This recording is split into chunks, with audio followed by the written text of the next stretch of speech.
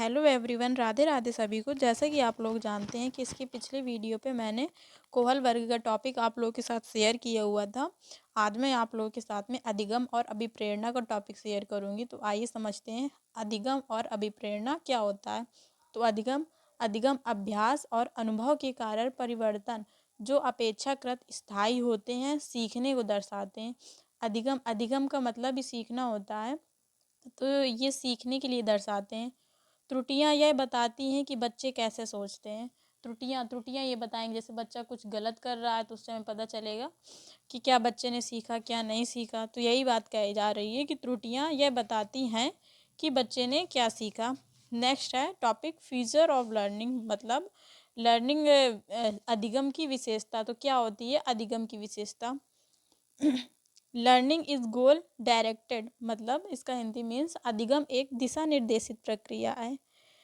Learning is an active process, अधिगम एक सक्रिय प्रक्रिया है, सक्रिय भागीदारी होती है इसमें।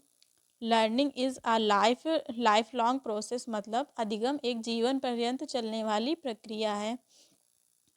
लर्निंग इज ग्रेजुअल, मतलब यह क्रमिक रूप से बढ़ती है। Learning is an individualised process, मतलब अधिगम एक व्यक्तिपरक प्रक्रिया है। Learning is a social activity,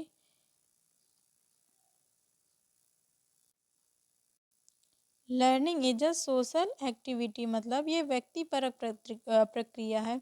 learning should be meaningful, यह मीनिंगफुल प्रक्रिया है।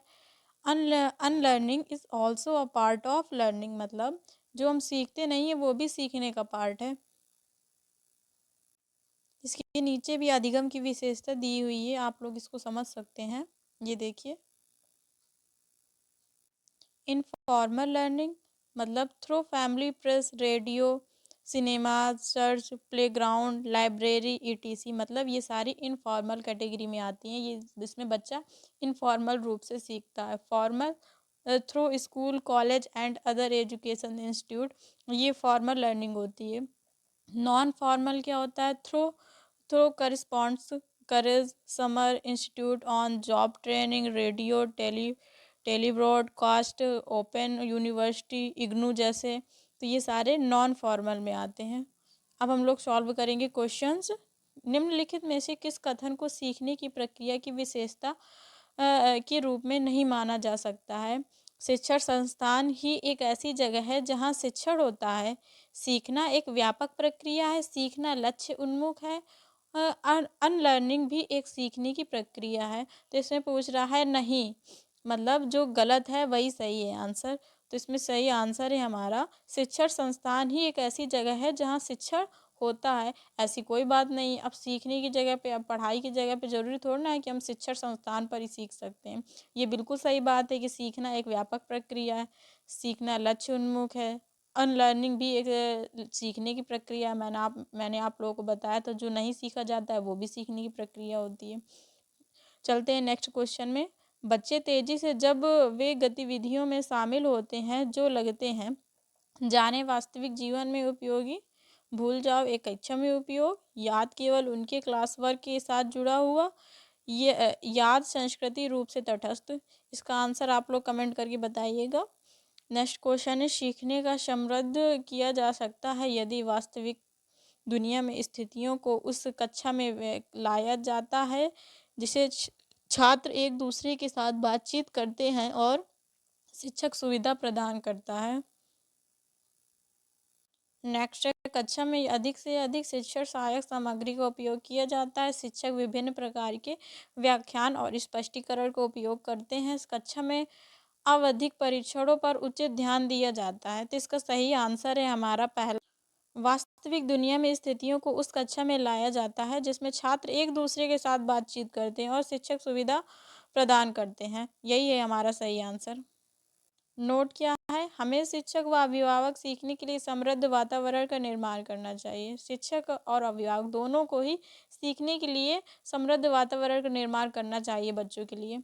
चलते हैं नेक्स्ट क्वेश्चन में। बच्चे कैसे सीखते हैं? इस कथन के संबंध में निम्न में से कौन सा कथन सही नहीं है? बच्चे कक्षा में ही सीखते हैं, बिल्कुल गलत बात है। बच्चे तो और कहीं पे भी सीख सकते हैं, आस-पड़ोस में सीख सकते हैं, घर में सीख सकते हैं, बाहर सीख सकते हैं, विद्यालय में सीख सकते हैं, विद्यालय से बाहर सीख सकते हैं। तो ये तो बिल्कुल ही गलत बात है। बच्चे तब सीखते हैं जब वे संज्ञानात्मक रूप से तैयार होते हैं। बच्चे कई तरीके से सीखते हैं। बच्चे सीखते हैं क्योंकि वे स्वाभाविक रूप से प्रेरित होते हैं। तो इसका हमें बताना है इसका आंसर जो सही नहीं है। तो सही यही है हमारा पहला, बच्चे कक्षा में नहीं सीखते हैं। नेक्स्ट क्वेश्चन है, सीखना एक प्रक्रिया है क्योंकि सीखना तब होता है जब सीखने वाले को कुछ जानकारी दी जाती है। लर्निंग से तात्पर्य मेमोराइजेशन और किसी के व्यवहार में सक्रिय बदलाव से है। ज्ञान का निर्माण सीखने वाले द्वारा उस पर क्रिया करके किया जाता है। अधिगम को मुख्यतः जैविक कारकों द्वारा नियंत्रित किया जाता है। तो इसका सही आंसर है हमारा, ज्ञान का निर्माण सीखने वाले द्वारा उस पर क्रिया करके किया जाता है। यही है आंसर हमारा सही। तो हम लोग समझेंगे अभिप्रेरणा और सीखना। तो क्या होता है अभिप्रेरणा और सीखना? अभिप्रेरणा एक ऐसी प्रक्रिया है जो लक्ष्य निर्देशित व्यवहार की दिशा, दृढ़ता और शक्ति को प्रभावित करती है। अभिप्रेरणा एक ऐसी प्रक्रिया है जिसमें हम किसी कार्य को शुरू करते हैं, बनाए रखते हैं व लक्ष्य को प्राप्त करते हैं। अभिप्रेरणा अंग्रेजी भाषा के मोटिव शब्द से ली गई है, जिसे एक ऐसी आवश्यकता के रूप में परिभाषित किया गया है जिसकी संतुष्टि की आवश्यकता होती है। प्रेरक प्रेरक दो प्रकार के होते हैं, बायोलॉजिकल और सोशोलॉजी। अभिप्रेरणा के दो प्रकार हैं, आंतरिक अभिप्रेरणा और बाह्य अभिप्रेरणा। ये दिए हुए हैं उनके प्रकार, इंटरनल और एक्सटर्नल। स्किनर के अनुसार अधिगम के लिए अभिप्रेरणा राजमार्ग की जैसी है। अभिप्रेरणा चक्र अभिप्रेरणा चक्र वो दर्शाया गया है कुछ इस तरह से। पहला है हमारा आवश्यकता, प्रणोद, उत्तेजना और दिशा निर्देशित, उपलब्धि, उत्तेजना में कमी, ये सारे हमारे अभिप्रेरणा के चक्र हैं। सीखने के उपागम, सेंटर केंद्र, इसके 3 पार्ट बताए गए हैं, निष्पादन उपागम, विफलता बचाव उपागम, पारंगत उपागम। मैस्लो का आवश्यकता अनुक्रम सिद्धांत क्या होता है? मैस्लो का आवश्यकता अनुक्रम सिद्धांत self self actualisation needs, esteem needs, love of belonging needs, safety needs और साइकोलॉजिकल नीड्स। पहला है हमारा साइकोलॉजिकल नीड्स, मतलब शारीरिक आवश्यकताएं। शारीरिक आवश्यकताएं क्या होती हैं? जैसे food, air, water, shelter, sleep, reproductive, clothes, survival needs, ये सारी हमारी। दूसरा है सेफ्टी नीड्स यानी सुरक्षात्मक आवश्यकताएं, जैसे रोजगार, health, employment, personal security, property, ये सारी हमारी सुरक्षात्मक आवश्यकताएं।